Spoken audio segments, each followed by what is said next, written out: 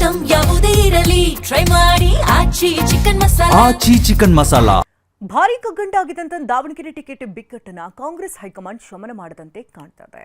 ಶಾಮನೂರು ಕುಟುಂಬಕ್ಕೆ ಬಹುತೇಕ ticket final ಆಗಿದ್ದು ಅಧಿಕೃತ ಘೋಷಣೆಯೊಂದೇ ಬಾಕಿ ಇದೆ.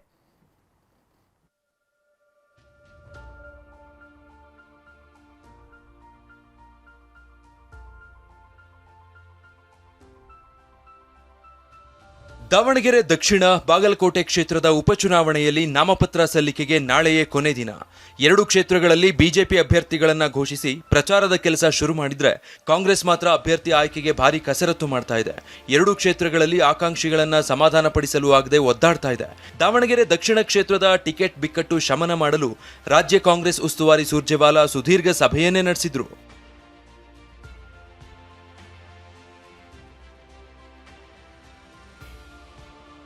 ದಾವಣಗೆರೆ ಟಿಕೆಟ್ ಬಿಕ್ಕಟ್ಟು ಶಮನ, ಶಾಮನೂರು ಕುಡಿಗೆ ಬಿ ಫಾರ್ಮ್. ಹೇಳದೆ ಕೇಳದೆ ನಾಮಪತ್ರ ಸಲ್ಲಿಸಿದ್ದಕ್ಕೆ ರಣದೀಪ್ ಸುರ್ಜೇವಾಲಾ ಗರಂ.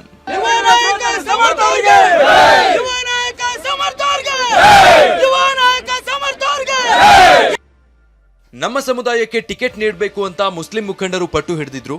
ಎಷ್ಟೇ ಖರ್ಚಾಗ್ಲಿ ಮುಸ್ಲಿಂ ಅಭ್ಯರ್ಥಿಗೆ ಟಿಕೆಟ್ ಕೊಡಿ ಗೆಲ್ಲಿಸ್ತೀವಿ ಅಂತ ಸಚಿವ ಜಮೀರ್ ಕೂಡ ಜೊತೆಯಾಗಿದ್ರು. ಆದ್ರೆ ಬಾಗಲಕೋಟೆಯಲ್ಲಿ ಮೇಟಿ ಕುಟುಂಬಕ್ಕೆ ಟಿಕೆಟ್ ಕೊಟ್ರೆ ದಾವಣಗೆರೆಯಲ್ಲಿ ಶಾಮನೂರು ಕುಟುಂಬಕ್ಕೆ ಟಿಕೆಟ್ ನೀಡಬೇಕು ಅಂತ ಸಚಿವ ಮಲ್ಲಿಕಾರ್ಜುನ್ ಮತ್ತು ಬೆಂಬಲಿಗರು ಪಟ್ಟು ಹಿಡಿದಿದ್ರು. ಸಭೆಯಲ್ಲಿ CM Siddaramaiah, DCM DK Shivakumar, ಸಚಿವ ಭೈರತಿ ಸುರೇಶ್, ಸಂಸದ ನಾಸಿರ್ ಹುಸೇನ್, ಸಿಎಂ ರಾಜಕೀಯ ಕಾರ್ಯದರ್ಶಿ ನಸೀರ್ ಅಹಮದ್, ಶಾಸಕರಾದ ಎನ್ಎ ಹ್ಯಾರಿಸ್, ರಿಜ್ವಾನ್ ಹರ್ಷದ್ ಸೇರಿದಂತೆ ಪ್ರಮುಖ ನಾಯಕರು ಇದ್ರು. ಈ ವೇಳೆ ಬಿ ಫಾರ್ಮ್ ನೀಡುವ ಮೊದಲೇ ನಾಮಪತ್ರ ಸಲ್ಲಿಸಿದ್ದಕ್ಕೆ ಮಲ್ಲಿಕಾರ್ಜುನ್ ವಿರುದ್ಧ ಸುರ್ಜೇವಾಲಾ ಗರಂ ಆಗಿದ್ರು. ಪಕ್ಷ ಸೂಚಿಸುವ ಮೊದಲೇ ನಾಮಪತ್ರ ಹೇಗೆ ಸಲ್ಲಿಸಿದ್ರಿ? ಇದು ಪಕ್ಷ ವಿರೋಧಿ ಅಲ್ವೇ ಅಂತ ಸಚಿವ ಎಸ್ ಮಲ್ಲಿಕಾರ್ಜುನ್ಗೆ ಸುರ್ಜೇವಾಲಾ ತರಾಟೆ ತೆಗೆದುಕೊಂಡ್ರು. ತಕ್ಷಣ ಸ್ಪಷ್ಟನೆ ನೀಡಿದ ಮಲ್ಲಿಕಾರ್ಜುನ್ ಕ್ಷಮೆ ಕೇಳ್ತೀನಿ ಅಂತ ಹೇಳಿದ್ರು. ಜಾತಕದ ಪ್ರಕಾರ ಪುತ್ರನಿಗೆ ಅಂದು ಶುಭ ದಿನವಿತ್ತು, ಹಾಗಾಗಿ ನಾಮಪತ್ರ ಸಲ್ಲಿಸು ಎಂದಿದ್ವಿ. ಕ್ಷಮೆ ಕೋರುತ್ತೇನೆ.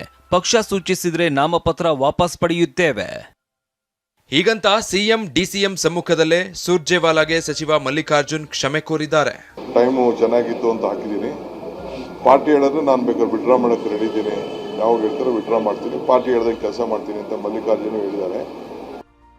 ಕ್ಷಮಾಪಣೆ ಕೇಳದೆ ನಂತರ ಸುದೀರ್ಘ ಚರ್ಚೆ ನಡೆದು ದಾವಣಗೆರೆ ದಕ್ಷಿಣ ಟಿಕೆಟ್ ಸಮರ್ಥ್ಗೆ ಫೈನಲ್ ಮಾಡಿದ್ದಾರೆ ಎನ್ನಲಾಗಿದೆ. ಆದರೆ ಈ ಬಗ್ಗೆ ಅಧಿಕೃತ ಘೋಷಣೆ ಹೊರಬಿದ್ದಿಲ್ಲ.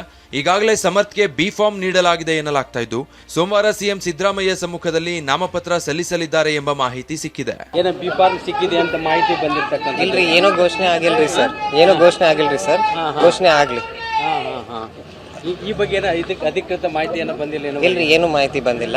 ಘೋಷಣೆ ಆಗ್ಲಿ ಸರ್. ಇವತ್ತಿಲ್ಲಾಂದ್ರೆ ನಾಳೆ ಆಗ್ತದ್ರಿ ಸರ್. ವಿಶ್ವಾಸ ಇತ್ತು ಅನ್ಸತ್ರಿ, ಅದೇ ಕಾರಣಕ್ಕೆ ಇವ್ರು ನಾಮಪತ್ರ ಸಲ್ಲಿಸಿದ್ದೇನೆ. ಡೆಫಿನೆಟ್ಲಿ ಸರ್, ಡೆಫಿನೆಟ್ಲಿ ವಿಶ್ವಾಸ ಐತಿ. ಆಮೇಲೆ ಇದು ಮೋರ್ ಜಸ್ಟ್ ಒಂದು ಸೇಫ್ಟಿ ಕನ್ಸರ್ನ್ ಇಂದ, ಯಾಕಂದ್ರೆ ಇದು ಪದ್ಧತಿ ಬಹಳ ಟೈಮ್ ಆಗೈತಿ. ಹಿಂಗೆ ಚೂರು ಘೋಷಣೆ ಆಗಕ್ಕಿಂತ ಮುಂಚೆನೆ ನಾಮಪತ್ರ ಹಾಕ್ತಿವಿ ನಾವು, ಅಷ್ಟೇ ರೀ ಸರ್. ಮೇಟಿ 2ನೇ ಪುತ್ರನಿಗೆ ಬಾಗಲಕೋಟೆ ಕಾಂಗ್ರೆಸ್ ಟಿಕೆಟ್. ದಾವಣಗೆರೆ ಟಿಕೆಟ್ ಶಾಮನೂರು ಕುಟುಂಬಕ್ಕೆ ಬಹುತೇಕ ಫೈನಲ್ ಆಗಿದೆ ಎನ್ನಲಾಗ್ತಾ ಇದ್ದು, ಬಾಗಲಕೋಟೆಯಲ್ಲೂ ಮೇಟಿ ಕುಟುಂಬಕ್ಕೆ ಟಿಕೆಟ್ ನೀಡುವ ಸಾಧ್ಯತೆ ಇದೆ ಎನ್ನಲಾಗಿದೆ. ಮಲ್ಲಿಕಾರ್ಜುನ ಮೇಟಿ, ಮಹಾದೇವಿ ರೇಸ್ನಲ್ಲಿದ್ದು, ಇಬ್ಬರ ಬದಲಾಗಿ 2ನೇ ಪುತ್ರ ಉಮೇಶ್ಗೆ ಹೈಕಮಾಂಡ್ ಮಣೆ ಹಾಕುವ ಸಾಧ್ಯತೆ ಇದೆ ಎಂಬ ಮಾಹಿತಿ ಇದೆ. ಖರ್ಗೆ ರಾಹುಲ್ ನಿರ್ಧಾರ ಮಾಡ್ತಾರೆಂದ ಸುರ್ಜೇವಾಲಾ. ಲೋಕಲ್ನವರು ಟಿಕೆಟ್ ನಿರ್ಧಾರ ಮಾಡ್ತಾರೆಂದ ಖರ್ಗೆ. ಬೆಂಗಳೂರಲ್ಲಿರೋ ರಣದೀಪ್ ಸುರ್ಜೇವಾಲಾ ಟಿಕೆಟ್ ಕಗ್ಗಂಟನ್ನ ಖರ್ಗೆ ಅಂಗಳಕ್ಕೆ ಹಾಕಿದ್ದಾರೆ. ಆದರೆ ಖರ್ಗೆ ಲೋಕಲ್ನವರು ನಿರ್ಧರಿಸ್ತಾರೆ ಅಂತ ರಾಜ್ಯ ನಾಯಕರ ಅಂಗಳಕ್ಕೆ ಚೆಂಡು ಎಸೆದಿದ್ದಾರೆ.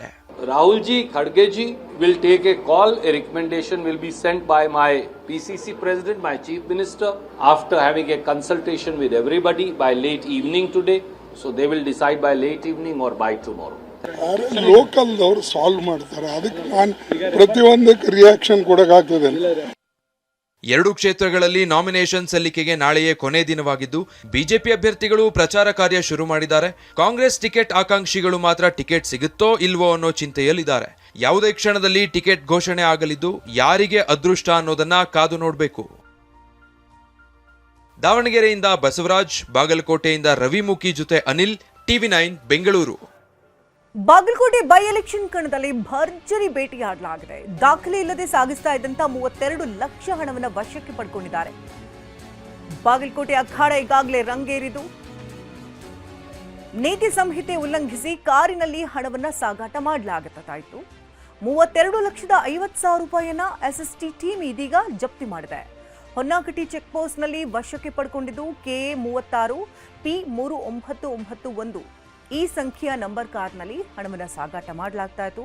ಎಸ್ಎಸ್ಟಿ ತಂಡದಿಂದ ವಾಹನ ತಪಾಸಣೆ ನಡೆಸುವಂತಹ ಸಂದರ್ಭದಲ್ಲಿ 32,50,000 ರೂಪಾಯಿ ಪತ್ತೆಯಾಯಿತು. ಅದನ್ನ ಈಗ ವಶಕ್ಕೆ ಎಸ್ಎಸ್ಟಿ ಟೀಮ್ ಪಡ್ಕೊಂಡಿದೆ.